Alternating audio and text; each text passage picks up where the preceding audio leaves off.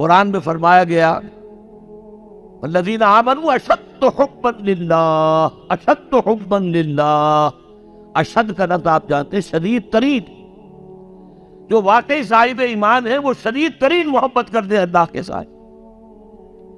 اور رسول نے اپنے بارے میں فرما دیا بہت خوبصورتی سے، لا یؤمن احدکم حتی اکون احب الیہ من والدہ وولدہ والناس اجمعین، تم میں سے کوئی شخص مومن نہیں ہو سکتا جب تک کہ میں اسے اس کے باپ سے، اس کے بیٹے سے اور تمام انسانوں سے زیادہ محبوب نہ ہو جاؤں۔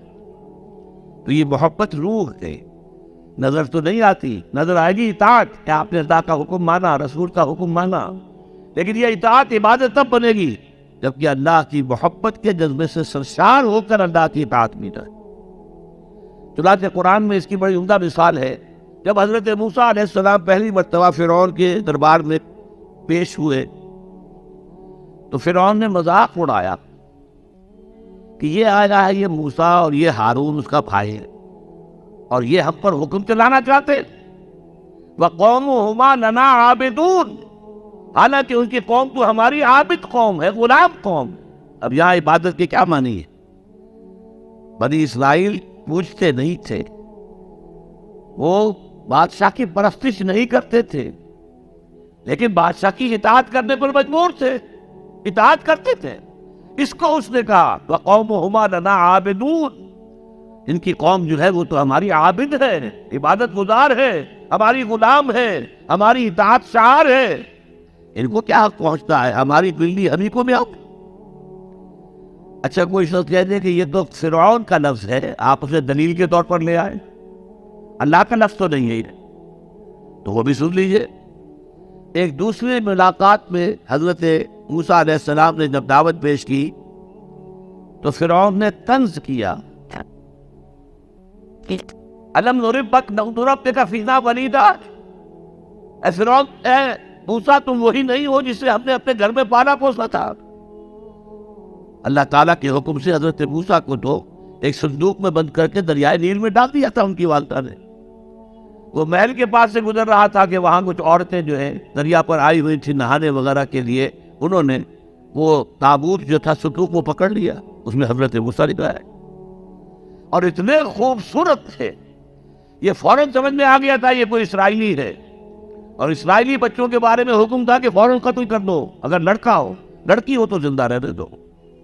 لیکن یہاں حضرت آسیہ تھی، فرعون کی ایک بیوی جو مسلمان بنی اسرائیل میں سے تھی، انہوں نے کہا فرعون سے لا تقتلوہ، مت قتل کرو، قرۃ عین لی ولک، دیکھو ہمارے ہاں اولاد نہیں ہے، یہ تو میرے اور تمہارے لیے آنکھوں کی ٹھنڈک بچ جائے گا، دیکھو کتنا خوبصورت بچہ ہے، لہذا ان کو قتل نہیں کیا گیا۔ اللہ تعالیٰ نے ایک جگہ سورہ طٰہٰ میں احساس ملایا ہے حضرت موسیٰ پر، وَأَلْقَیْتُ عَلَیْکَ مَحَبَّةً مِّنِّی، میں نے اے موسیٰ تم پر اپنی محبت کا پرتو ڈال دیا تھا، ایسی محبت خدا بندی، ایسا اس کا جذبہ ابھرا لوگوں کے اندر کہ حضرت موسیٰ کو غضب نہیں پہنچایا گیا، محل میں پلے ہیں۔ تو اس کے بعد فرعون کی اس وقت تک اولاد نہیں تھی، بعد میں اولاد ہو گئی، لیکن وہ جو بعد میں اولاد ہونے والا جو ہے، پیدا ہونے والا شہزادہ، وہ حضرت موسیٰ کو اپنا بڑا بھائی سمجھتا تھا۔ تو حضرت موسیٰ کو جب طعنہ دیا الم نربک فینا ولیدا، اے موسیٰ تم وہی نہیں ہو جسے ہم نے بچپن میں پالا پوسا تھا، ہمارے ٹکڑوں پر پلے اور آج ہمارے منہ کو آ رہے ہو۔ اس کا جواب کیا دیا حضرت موسیٰ نے؟ وَتِلْكَ نِعْمَةٌ تَمُنُّهَا عَلَيَّ أَنْ عَبَّدْتَ بَنِي إِسرَائِیل، بڑا احسان کیا تو نے کہ مجھے اپنے گھر میں پال دیا اور میری ساری قوم کو غلام بنا رکھا ہے۔ ان عبدت بنی اسرائیل، یہاں بھی لفظ عبادت آیا، تو لفظ عبادت کا پہلا اطلاق اطاعت پر ہے، البتہ اس کی روح جو ہے وہ محبت ہے، روح نظر نہیں آئے گی، جسم نظر آئے گا، لہذا عبادت کا جسم اطاعت، اللہ کی اطاعت ہمہ تن ہمہ وقت ہمہ وجوہ، اور اللہ کی اطاعت کا راستہ اللہ کے رسول کی اطاعت۔ مصطفیٰ برساں خیش را کے دی ہمہ اوست، اگر بہون رسیدی تمام بول حبیست، اپنے آپ کو مصطفیٰ صلی اللہ علیہ وسلم کے قدموں میں پہنچا دو، اگر وہاں تک نہیں جاؤ گے تو یہ سب بول حبی ہے، پھر باقی ساری باتیں جو ہے اس کا اسلام سے کوئی تعلق نہیں۔ اور حضور کی حدیث میں آپ کو سنا چکا، لا یؤمن احدکم حتی اکون احب الیہ من والدہ وولدہ والناس اجمعین، تم میں سے کوئی شخص مومن ہو ہی نہیں سکتا جب تک کہ میں اسے تمام انسانوں سے، یہاں تک کہ اپنے باپ سے، اپنے بیٹے سے بھی زیادہ محبوب نہ ہو جاؤں۔ اب ایک نقطہ اور سمجھیے کہ میں نے بھی مانا نماز بھی عبادت ہے، روزہ بھی عبادت ہے، یہ عبادات، تو کیا تعلق ہے ان عبادات میں اس عبادت کے ساتھ جس کی تم بات کر رہے ہو؟ دیکھیے، یہ کوئی تمبو کہیں لگا ہوا ہوتا ہے، شامیانہ ہے، تو چار اس کی طرف جو ہے وہ کھڑے ہوتے ہیں بانس، ان کے اوپر وہ شامیانہ تنا ہوا ہے۔ چار عبادتیں اللہ نے دی ہیں انسانوں کو، مسلمانوں کو، اہل ایمان کو، تاکہ بڑی عبادت کر سکیں۔ یہ بڑی عبادت ہمہ وقت، ہمہ تن، ہمہ وجوہ اللہ کی اطاعت کرنا آسان کام نہیں ہے۔ ہمارا نفس ہے جو برائی کی طرف ہمیں آمادہ کرتا ہے، شیطان لعین ہے، اس کی سلبی اور مانوی ذریت ہے، وہ ہمیں برائی کی طرف دھکیلتے ہیں۔ پھر مال کا لالچ ہے، وہ ہمیں بری طرف دھکیلتا ہے۔ ہمارے نفس کے تقاضے ہیں، چٹخارا چاہیے، عیش چاہیے، یہ ساری چیزیں جو ہیں ان کے ساتھ مقابلہ کریں گے تو اللہ کی بندگی کر سکیں گے، اللہ کی اطاعت کر سکیں گے، اللہ کی عبادت کر سکیں گے۔ لہذا چار عبادات دے دی، چار یہ بانس، چار ستون جن پر چھت کھڑی ہوئی ہے عبادت کی، عبادت۔ اور وہ ستون نمبر 1 کیا؟ نماز۔ کس لیے؟ تاکہ بھول نہ جاؤ کہیں۔ 5 دفعہ دن رات میں نکلو اپنے کاروبار سے، صبح نیند بڑی ٹھنڈی ہوتی ہے، بڑی ٹھنڈی ٹھنڈی ٹھنڈی ہوا، ساری رات ہفس رہا ہو تب بھی صبح ضرور کچھ نہ کچھ ہوا چلتی۔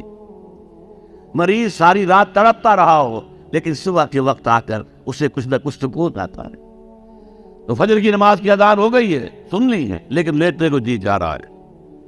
اس کے خلاف جد و جہد کریں گے، اپنے لفظ کے خلاف، تبھی تو اٹھیں گے نا۔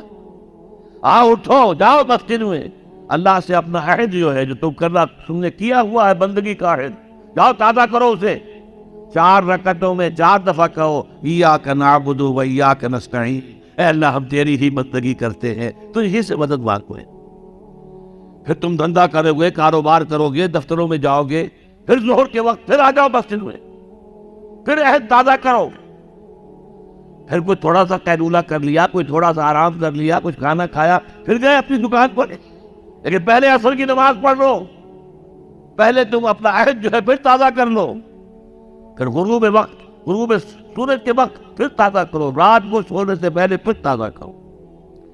حفیظ جالندری کا بڑا عمدہ شعر ہے کہ سرکشی سے کر دیے دھندلے نقوش بندگی، آؤ سجدے میں گرے لوح جبیں تازہ کرے۔ یہ ہماری یہ سلیٹ ہے، لوح تختی ہے، اس پر لکھا ہوا کہ ہم اللہ کے بندے ہیں، لیکن سرکشی جو اندر سے آ رہی ہے نفس کی، اس نے اس لوح کے اوپر جو لکھا ہوا ہے ہم اللہ کے بندے ہیں، اسے دھندلا کر دیا ہے۔ آؤ سجدے میں گرے، زمین پر اپنی اس پیشانی کو رگڑیں تاکہ وہ بنگ جو نقش ہے بندگی کا وہ تازہ ہو جائے۔ سرکشی نے کر دیے دھندلے نقوش بندگی، آؤ سجدے میں گرے لوح جبیں تازہ کرے۔